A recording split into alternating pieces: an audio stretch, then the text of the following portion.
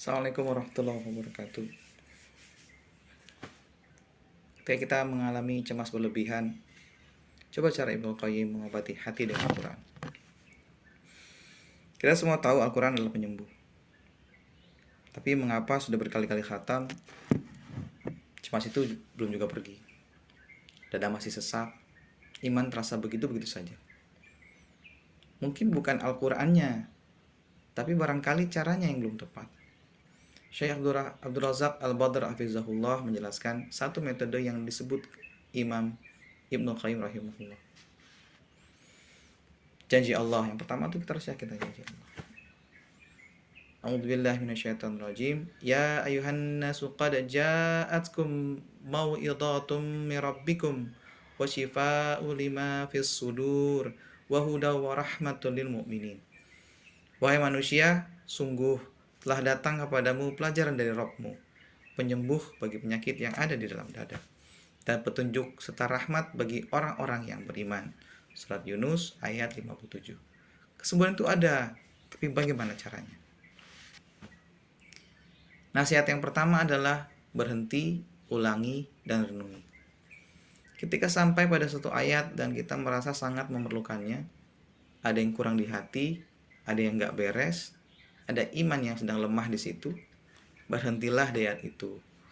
Ulang-ulang ayat itu. Renungi maknanya dan petunjuk yang dikandungnya, sampai hati memperoleh kesembuhan. Contoh pertama adalah ketika kita ditimpa cemas yang berlebihan. Banyak orang hari ini dihantui ketakutan yang tidak wajar. Takut pada hal-hal yang hanya ada dalam bayangan. Takut pada was-was yang dibisikkan setan, sehingga hidupnya gelisah, cemas berlebihan. A'udzubillahi minasyaitonirrajim. Innama dzalikumus syaitanu yukhawifu awliya'ahu fala takhafuhum wa khafuni in kuntum mu'minin. Sesungguhnya itu hanyalah setan yang menakut-nakuti. Setan yang menakut-nakuti kalian dengan para pengikutnya. Karena itu janganlah kalian takut kepada mereka, tapi takutlah kepadaku. Allah begitu, jika kalian orang-orang yang beriman. Cek di surat Al-Imran ayat 175. Ulang-ulang membaca ayat ini, renungkan, baca tafsir ayat tersebut, renungkan lagi, terus menerus. Atau contoh kedua, ketika kita tertimpa musibah. A'udzubillahi minasyaitonirrajim. Wa basyiris sabirin alladzina idza asabathum musibatun qalu inna lillahi wa inna ilaihi raji'un. Sadaqallahul azim.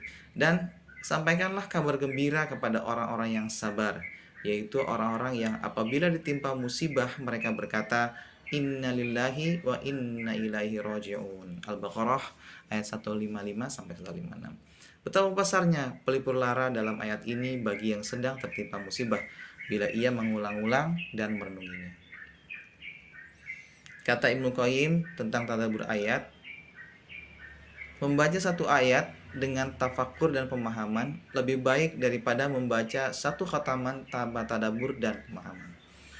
Beliau menambahkan, bila melewati ayat-ayat yang diperlukan untuk kesembuhan hatinya, hendaklah ia mengulanginya meskipun 100 kali atau meskipun semalaman.